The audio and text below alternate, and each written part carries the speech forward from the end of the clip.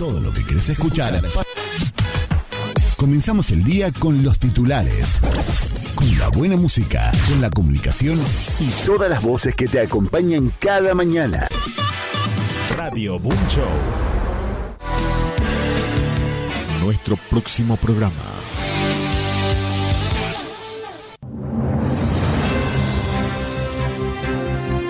Conectamos con el mundo. Estas son las noticias. Panorama de noticias.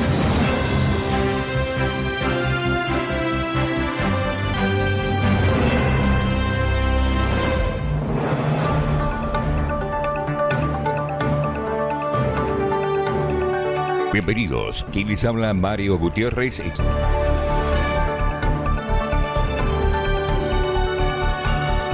Principales titulares. Se vendieron las estaciones de servicio de Shell en la Argentina. Fueron compradas por un grupo suizo. La trade suiza Mercarian Energy Group, socia en la Argentina del empresario José Luis Manzano, firmó este jueves el acuerdo para comprar Raízen Argentina, la empresa que maneja las 894 estaciones de servicio de Shell en todo el país y la refinería Dock Sur en Buenos Aires. El proceso de venta de la marca Shell en la Argentina comenzó el año pasado y entró en etapa de definición a partir de noviembre del 2025. El precio se acordó en $1.420 millones, un valor sujeto a ajustes una vez que se complete toda la transacción. Este monto incluye el capital de trabajo, caja, endeudamiento y gastos de operación. Según trascendió, Mercuria y Shell firmaron un acuerdo de licencia de marcas por la cual el fondo suizo podría seguir utilizando esa denominación. De esta manera, no habría cambios visibles para los clientes que cargan nafta en las estaciones de la red. Los activos incluidos en la venta son, además de las estaciones y las refinerías, una planta de lubricantes en la ciudad de Buenos Aires, 2 aeroplantas en Ezeiza y Aeroparque, y 2 terminales de combustibles en Arroyo Seco y Santa Fe. Los nuevos dueños asumirán el control efectivo de la operación en los próximos 30 o 60 días, una vez que se completen las aprobaciones regulatorias y judiciales correspondientes. Córdoba. Detuvieron a otro hombre acusado en encubrir el femicidio de Agostina Vega. La investigación por el femicidio de Agostina Vega sumó este jueves un nuevo detenido, identificado como Osvaldo Faceta, según lo confirmado por el fiscal de la causa, Raúl Garzón. Por orden de Garzón, la policía arrestó a Faceta, que residía en la vivienda del barrio Cofico, donde había sido cometido el crimen del adolescente de 14 años. El sospechoso vivía en la casa ubicada sobre la calle del Campillo, al 800, el mismo domicilio donde residía Claudio Javier Barrelier, principal acusado por el femicidio.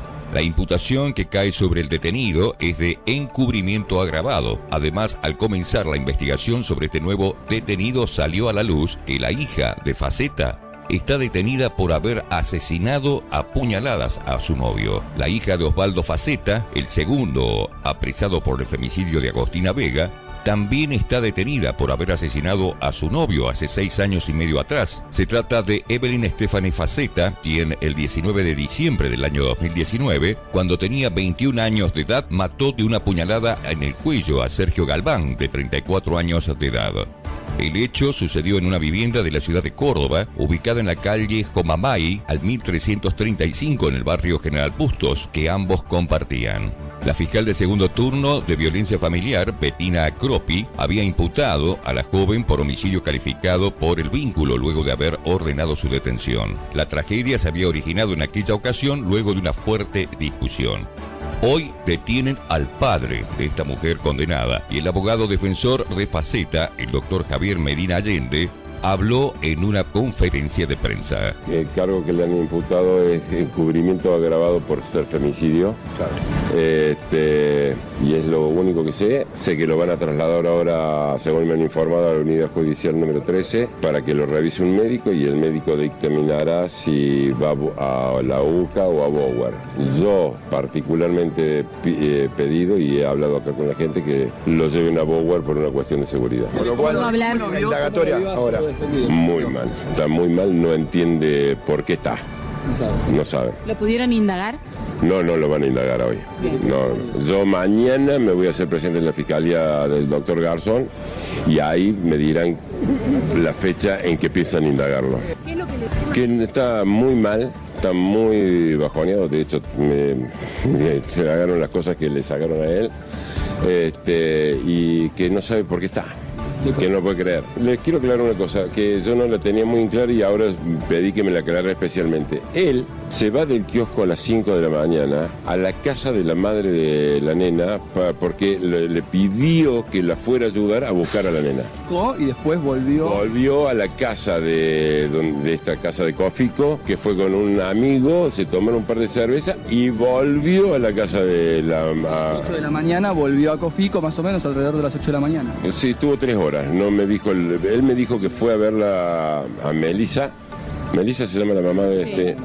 A Melissa, y de ahí volvió a la casa del chico en Cofico, tomó una cerveza con un amigo, tuvo una habitación y a las 3 horas permaneció ahí adentro y volvió a salir a ayudar a la madre o a charlar con la madre o contenerla, no sé, más o menos eso. Sí, yo lo venía preparando porque era de esperar. En mi forma de ver las cosas, hay 2 personas que sería muy difícil que le esquiven a estar acá adentro. Una es mi cliente y otra es la dueña del Forca.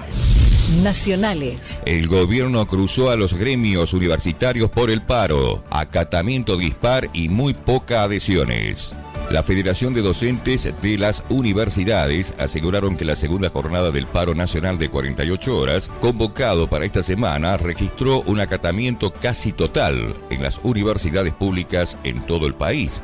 Pero el gobierno nacional desestimó esa información. El gobierno nacional dijo de que el acatamiento de la nueva huelga en el reclamo del cumplimiento de la ley de financiamiento universitario fue muy dispar y con poca adhesión, e ignoraron el comunicado que publicó en la tarde del día jueves el gremio que está afiliado a la CGT. El oficialismo sigue firme en esta teoría, que los sindicatos más tempranos que tarde firmarán las propuestas salariales del gobierno, no les va a quedar otra. Se entusiasman en el Ministerio de Capital Humano con la esperanza de que el conflicto se clausure en el corto plazo y que se pueda avanzar hacia una nueva ley para fondear las casas de estudio. Todavía ese texto no tiene avances concretos. Contrabando. Secuestraron 2.700 pares de zapatilla en Retiro. Al menos 2.700 pares de zapatillas que ingresaron a la Argentina de contrabando fueron incautadas en una galería comercial del barrio porteño de Retiro. Fuentes policiales informaron que efectivos de la División de Investigaciones de Organizaciones Criminales de la Policía de la Ciudad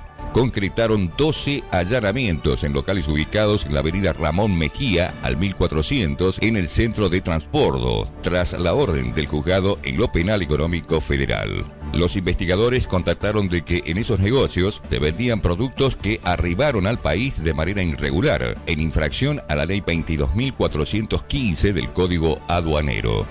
En este contexto, los oficiales secuestraron 2.700 pares de zapatilla en violación a la ley 22.417, cuyo valor en el mercado es de 162 millones de pesos. Nacionales. El gobierno nacional firmó 2 acuerdos claves en logística y tecnología militar con Estados Unidos. El gobierno nacional firmó 2 acuerdos orientados a ampliar la cooperación logística y tecnológica con Estados Unidos, en un nuevo paso en el fortalecimiento del vínculo bilateral y estratégico en materia de defensa. El anuncio fue realizado por el embajador estadounidense en la Argentina, Peter Lamelas, quien destacó el alcance de las iniciativas. Firmamos 2 acuerdos claves en defensa que permiten a la Argentina acceder a combustibles a precios militares en todo el mundo y convertirse en el primer país del hemisferio en unirse a las plataformas de drones y sistemas anti-drones del ejército de los Estados Unidos. Así construiremos una Argentina y un hemisferio más fuerte. Uno de los acuerdos apunta a fortalecer el apoyo logístico entre ambas naciones, particularmente en el suministro recíproco de combustibles en el marco del acuerdo de adquisición y prestaciones de servicio vigente desde el año 2009. Esta iniciativa permitirá a la Argentina acceder a combustibles en condiciones preferenciales a nivel global, optimizando el sostenimiento de sus fuerzas en ejercicios combinados, despliegues operacionales y misiones conjuntas. El segundo acuerdo se centra en la incorporación de la Argentina Argentina en el mercado digital internacional de sistemas aéreos no tripulados y de contramedidas contra estos dispositivos. Esta plataforma permitiría acceder de forma ágil a tecnologías militares avanzadas, previamente evaluadas y certificadas, posicionando al país en la vanguardia de uno de los sectores más dinámicos de la defensa moderna. La integración de este sistema adquiere especial relevancia en el contexto global donde los drones y los sistemas anti-drones se han convertido en una herramienta decisiva en múltiples escenarios de conflicto. Córdoba. Aparecieron sanas y salvas las dos niñas de 11 años buscadas en Santa Rosa de Calamuchita, en Córdoba. Aparecieron sanas y salvas este jueves a la noche. Las dos niñas de 11 años que eran buscadas en la localidad cordobesa de Santa Rosa de Calamuchita, según lo informado por el jefe de policía de la zona, Domingo Beltrán. Sí, afortunadamente ya aparecieron. Estas niñas se encontraban ausentes en su domicilio alrededor de las 14:30 horas. Nosotros tomamos conocimiento alrededor de las 19:40 aproximadamente, donde se armó un operativo en búsqueda de estas niñas con personal de esta departamental, con personal de Departamental Sur que habían venido a colaborar en otros operativos. También contamos con la colaboración de personal de unidades especiales como Guardia de Infantería, el SIOM, el DOAR, personal de inspección municipal, porque desde aquí de Santa Rosa de Calamuchita, personal de bomberos voluntarios de Santa Rosa de Calamuchita también, donde hubo una participación de aproximadamente unos 140 efectivos en esta búsqueda. Estas niñas fueron encontradas en lo que se denomina el Vado Viena, que es un vado que se encuentra en pleno corazón del centro de Santa Rosa, en la calle de España. En estos momentos nos encontramos aquí en el hospital por protocolo, tienen que ser revisadas por el médico policial y a posterior ya después la Fiscalía de Instrucción impartirá más directiva al respecto. La compañera de la escuela se fueron a cada cual a su domicilio y quedaron en encontrarse a las 14:30 en una plaza del barrio. Allí se vinieron hacia la zona centro. Tucumán. Avanzan en la construcción de un nuevo acueducto para mejorar el agua potable. En Tucumán se avanza en el proyecto ejecutivo para construir un nuevo acueducto en el oeste de la provincia.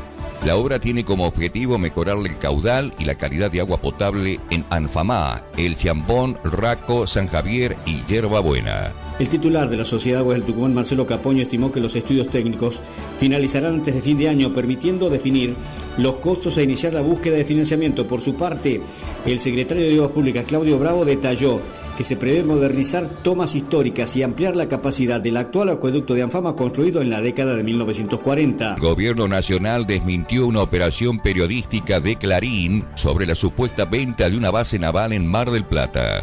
El ministro de Defensa desmintió categóricamente la versión que indicaba que el Gobierno Nacional analizaba vender y desafectar la base naval de Mar del Plata, una de las instalaciones más importantes de la Armada Argentina y eje de recientes especulaciones políticas y mediáticas. A través de un comunicado oficial, la cartera conducido por Carlos Presti aseguró que no existe análisis, consideración o decisión alguna orientada a la venta o desafectación de la base naval Mar del Plata, ni de ningún otro bien estratégico de las Fuerzas Armadas.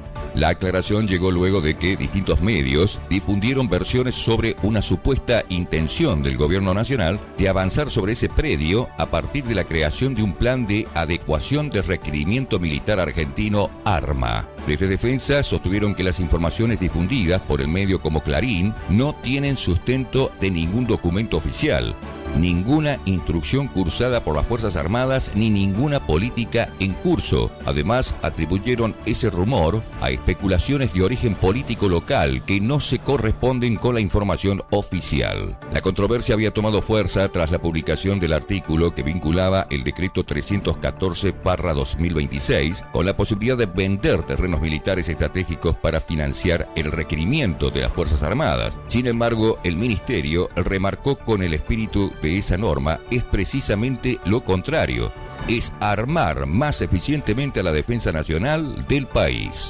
Mendoza. El Ministerio de Educación de Mendoza avaló prohibir las figuritas del Mundial. La fiebre por la llegada del Mundial 2026 ya se hace sentir con fuerza en las aulas de la provincia de Mendoza, pero otra vez el entusiasmo derivó en una fuerte controversia institucional. Tras conocerse de que el Colegio Nadino, una reconocida institución religiosa de la sexta sección de la ciudad, perteneciente a la familia de Murialdo, prohibió terminantemente el ingreso de álbumes y figuritas al establecimiento. El gobierno escolar salió a respaldar la medida. La decisión del colegio, que fue comunicada a los padres mediante un mensaje de WhatsApp, no tardó en viralizarse y despertar opiniones encontradas en las redes sociales. Las autoridades del colegio Murialdino argumentaron que la medida busca frenar el alboroto y la distracción generalizada, detallando que los canjes ya se trasladaban a la hora de clase, provocando conflictos entre los alumnos y pérdidas de tiempo pedagógico, como así también por reclamos ante extravío de los sobres con las figuritas. El marco del reglamento de convivencia de la escuela, y bueno, una cosa es un álbum de figuritas, otra cosa es estudiar geografía, matemática, lengua, ciencias sociales vinculadas a los temas del mundial. Entonces me parece que son cosas distintas, y todo lo que tiene que ver con la convivencia en torno a la escuela, en ese caso es autonomía y potestad de la escuela, así que... Es importante determinar que la escuela Nadino, escuela privada y religiosa, viralizó además un comunicado en el cual le dice a los padres que las distracciones y el alboroto generalizado dificultaban el dictado de las materias, además de las discusiones y conflictos entre los estudiantes durante las negociaciones por las figuritas. Economía. Argentina recibe una inversión estratégica de Guatemala por primera vez en su historia. Argentina sumó una nueva señal de confianza internacional con la inversión del grupo Solid. Uno de los principales fabricantes de pinturas de América Central eligió desembarcar en la Argentina mediante la compra de Krilén, una histórica compañía local dedicada a la producción de resinas, polímeros y materiales para la construcción. La operación representa una gran noticia, no solo por el tamaño del grupo inversor, sino también por su origen. Según destacó Pablo Quirno, canciller de la República Argentina, se trata de una inversión estratégica de Guatemala en la Argentina, por primera vez en la historia. Los inversores de la economía ven las oportunidades en la Argentina y actúan en consecuencia, sostuvo en las redes sociales, donde celebró la llegada de capitales productivos al país. Krilén cuenta con 2 plantas industriales ubicadas, una en el Talar de Pacheco y la otra en San Luis, una capacidad de producción cercana a los 2.000 toneladas mensuales y más de 100 empleados. La empresa fabrica polímeros acrílicos y resinas alquílicas, insumos claves para la producción de pinturas, recubrimientos y otros productos vinculados a la construcción y la industria.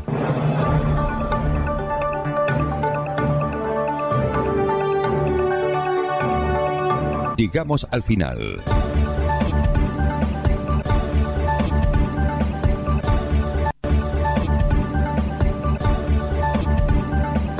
Los invitamos para nuestro próximo informativo. Radio Boom Show. Y estos son nuestros titulares. Israel-Líbano, el movimiento pro-iraní Hezbollah rechaza la prórroga de alto el fuego acordado por los 2 estados vecinos. Horas antes mueren al menos otras 11 personas bajo bombardeos israelíes en el sur del Líbano, al igual que otro soldado israelí.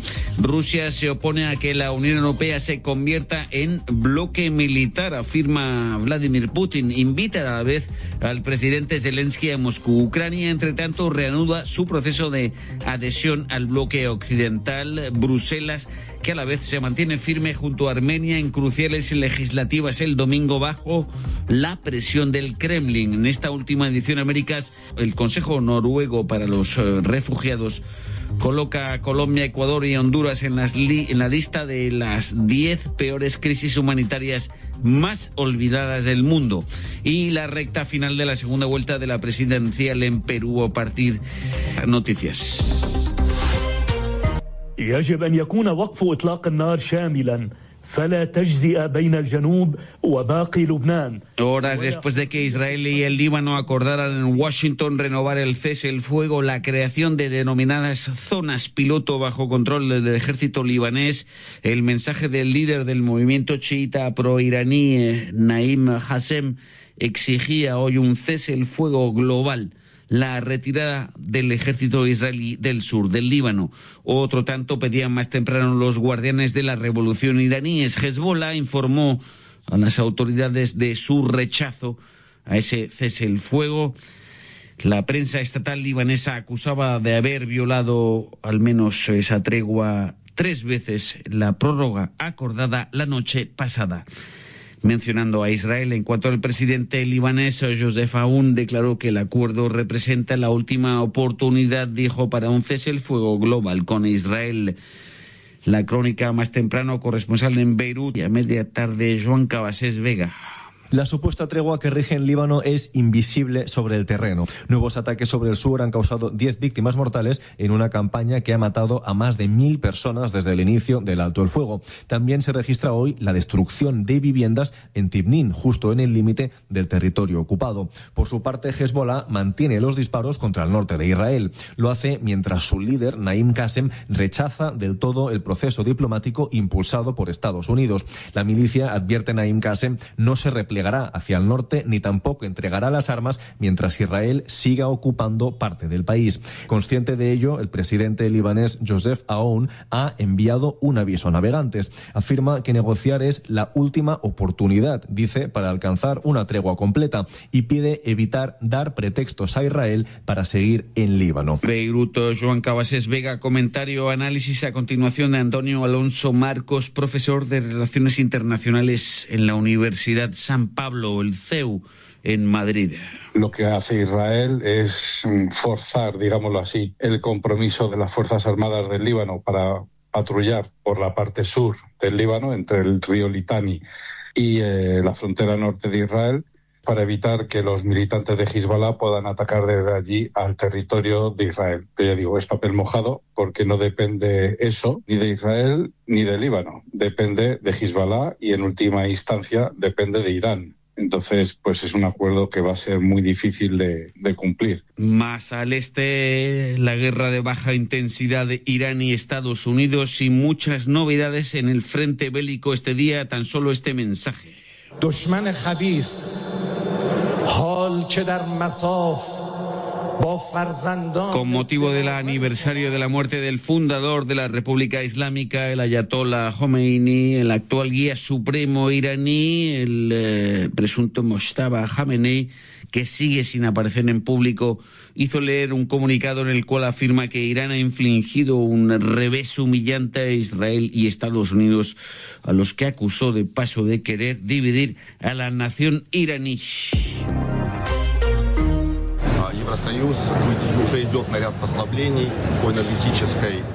Aquí en el este de Europa, en el Foro Económico de San Petersburgo, el emisario especial para cuestiones económicas del presidente Vladimir Putin, Kirill Dmitriev, declaró hoy que Europa necesita el petróleo y el gas rusos para sobrevivir en plena crisis energética provocada por la guerra en Oriente Medio. Agregar que el presidente Putin se ha mostrado hoy opuesto a la transformación del bloque europeo en bloque militar, es lo que ha dicho, agregando que sigue interesado en negociar una salida de la guerra con Ucrania, pero bajo las condiciones rusas ya conocidas y expuestas al presidente Trump en Anchorage el año pasado, en otro orden o bien correlativo. Magyarország részéről konstruktivitásra számíthat. Örülünk. El nuevo primer ministro conservador húngaro, Péter Magyar, afirmó que espera que bajo la próxima presidencia semestral europea de Irlanda pueda cerrar aquel procedimiento iniciado desde hace 8 años contra su país debido a los temores del bloque europeo vinculados al Estado de Derecho en Hungría, que ya no se opondría a levantar su veto para reanudar negociaciones de adhesión de Ucrania a la Unión Europea. Lo confirma Limassol, Chipre, Mauricio Latorre. Chipre indicó haber iniciado ya la preparación de la apertura formal del primer capítulo, de los 6 en total, de las negociaciones de adhesión de Ucrania y de Moldavia, que abarca los criterios económicos, el funcionamiento de las instituciones democráticas y la reforma de la administración. Según varios diplomáticos europeos, Hungría indicó que levantaba su veto a la vez que Budapest anunciaba un acuerdo acuerdo con Kiev sobre los derechos de la minoría húngara en Ucrania. Se trata de unas 150.000 personas afincadas en Transcarpatia, donde será restablecido el sistema de escuelas de minorías nacionales, al igual que el uso de la lengua húngara y de símbolos nacionales húngaros en los municipios donde la población de origen húngaro supere el 10%. Y a tan solo 3 días de esas elecciones legislativas cruciales en el país del Cáucaso, Armenia, la misma esfera geopolítica, la Unión Europea se mantiene con firmeza junto a Ereván, es lo que afirmó la presidenta de la Comisión Europea, Ursula von der Leyen, porque Armenia, según Bruselas, se encuentra bajo fuerte presión del Kremlin.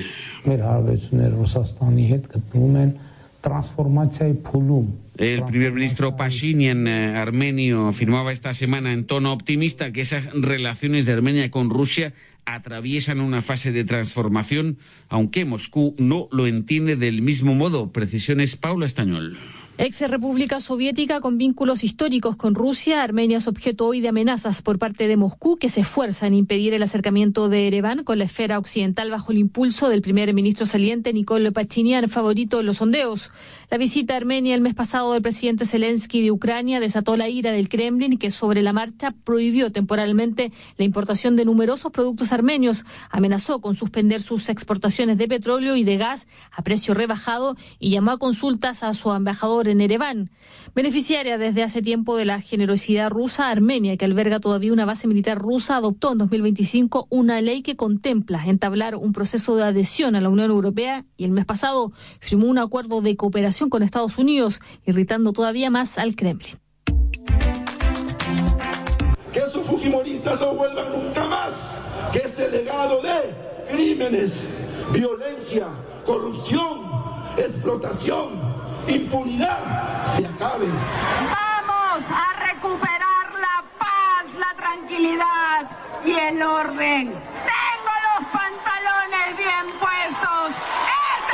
En Perú, segunda ronda del domingo de otra histórica presidencial, la cuarta oportunidad para la derechista Keiko Fujimori, esta vez contra el izquierdista Roberto Sánchez, que en su mitin ponía en jaque a su adversaria recordando el legado de la década de los 90 y de su padre Alberto. En un país socavado por la inestabilidad de las instituciones, de los poderes estatales, cada vez más corroído por la criminalidad, 27 millones de peruanos, por tanto, convocados a las urnas, y una disputa casi que codo a codo o con ventaja para la denominada Veremos, partiendo del hecho que la provincia constitucional de Lima, Callao, representa el 40% del electorado. El sociólogo José Luis Ramos pertenece al Departamento de Ciencias Políticas de la Universidad San Agustín de Arequipa, en el sur del Perú.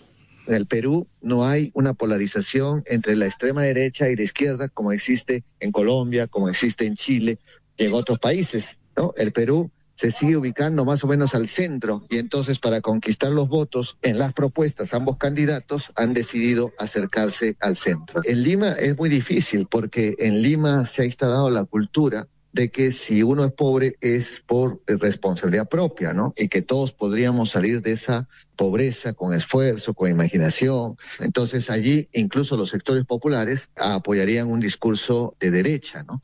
Pero en el resto del país la cosa es diferente, ¿no? O sea, hay regiones donde las posibilidades de que la señora Keiko obtenga un porcentaje relativamente aceptable es muy poca, ¿no? Y eso también fractura a la nación.